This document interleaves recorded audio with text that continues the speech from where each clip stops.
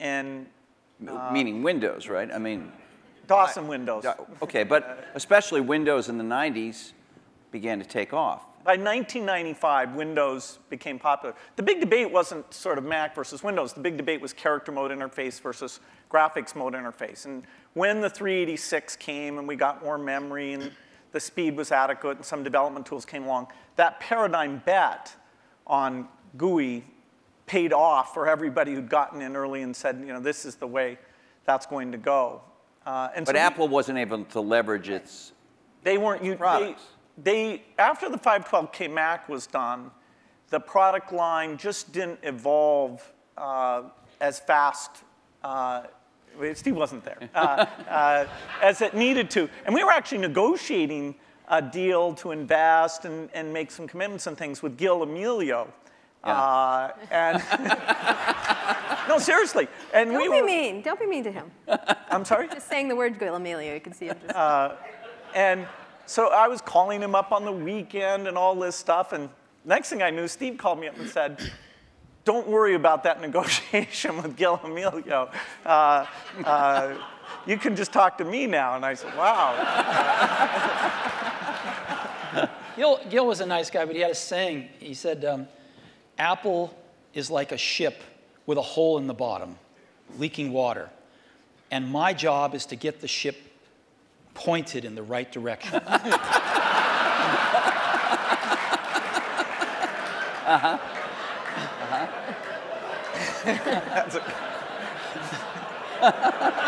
Okay. So, and meanwhile, through all this, I mean, I want to get back to the thing we saw in 1997 at Macworld there, but Windows was just going great guns. I mean, Windows 95, to whatever extent earlier versions of Windows had not had all the features, all the GUI stuff that the Mac had, Windows 95 really was an enormous, enormous leap. Yeah, Windows 95 is when graphics interface became mainstream and when the software industry realized, wow, this is the way applications are going to be done. And it was amazing that it was ridiculed sort of in 93, 94. It was not mainstream. And then in 95, the debate was over. It was kind of just a common sense thing. And it was a combination of hardware and software maturity getting to a point that people could see it. So I don't want to go through every detail, the whole history of how you came back, but thank you. You had, yeah.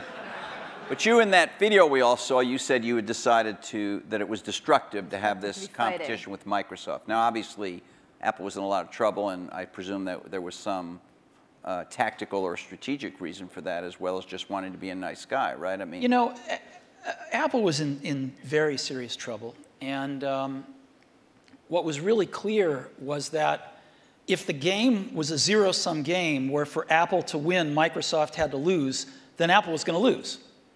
But that's, a lot of people's heads were still in that place. Why was that from your perspective? Well, a lot of people's heads were in that place at Apple, and even in the customer base, because, you know, Apple had invented a lot of this stuff, and Microsoft was being successful, and Apple wasn't, and there was jealousy and this and that. There was just a lot of reasons for it that don't matter.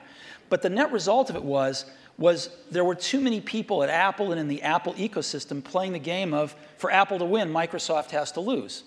And it was clear that you didn't have to play that game, because Apple wasn't going to beat Microsoft.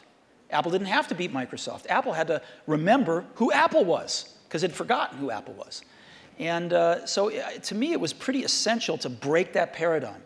And it was also important that, you know, Microsoft was the biggest software developer outside of Apple developing for the Mac. And so, you know, it was just crazy what was happening at that time. And Apple was very weak. And so I called Bill up, and we tried to patch things up.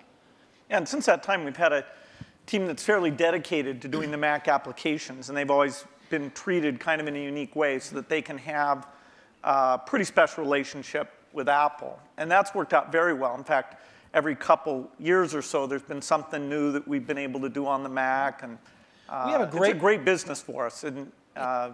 And it's actually, the relationship between the Mac development team at Microsoft and Apple is a great relationship. It's one of our best developer relationships. And do you look at yourself as rivals now today as the landscape has evolved? And we'll talk about the internet landscape and everything else and other companies that have come forward. But how do you look at yourselves in this landscape today? Because you are competitors in certain ways, which is the American way, right? We watch the commercials. And you get annoyed at each other from time to time. You know what? I have to confess, I like PC Guy better. Yeah, he's great. I like him. The art of those commercials is not to be mean, but it's actually for the guys to like each other.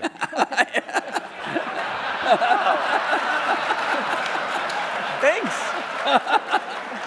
PC Guy is great. I like PC. He's got a big heart. His mother loves him. His mother loves him. I'm telling you.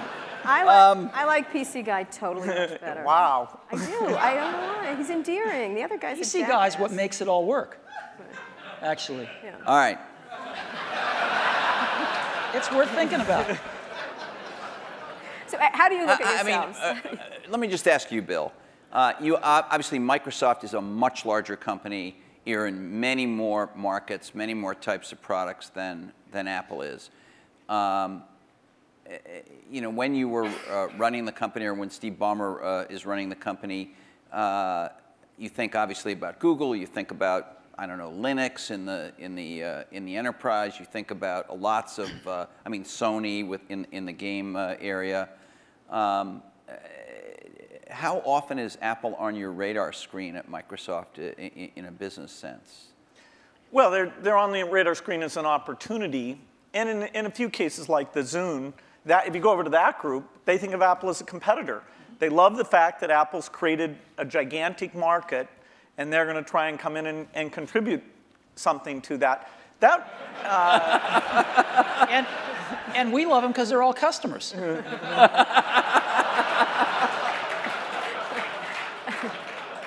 I have to tell you, I was actually told by Jay Allard, and I'm serious, that because of the nature of the processor, the development platform they used to develop a lot of the software for the Xbox 360 was Macs. And he claimed that at one point they had placed the biggest order for whatever the Mac Tower was at the time of anybody, and it was Microsoft. I don't know if it was the biggest, but yeah, we had the same processor, essentially, that the Mac had. This is one of those great ironies. They were switching away from that processor while the Xbox 360 was adopting it, but for good reasons, actually, in both cases, because we're not in a portable application, and that was one of the things that processor roadmap didn't have. But yes, we did. It shows pragmatism, but we try and do things that way. So that was the development system for the early people getting their software ready for the introduction of Xbox 360. And we never ran an ad on that. I see. Admirable restraint. That's wonderful. There were hundreds of them. Steve is so known for his restraint.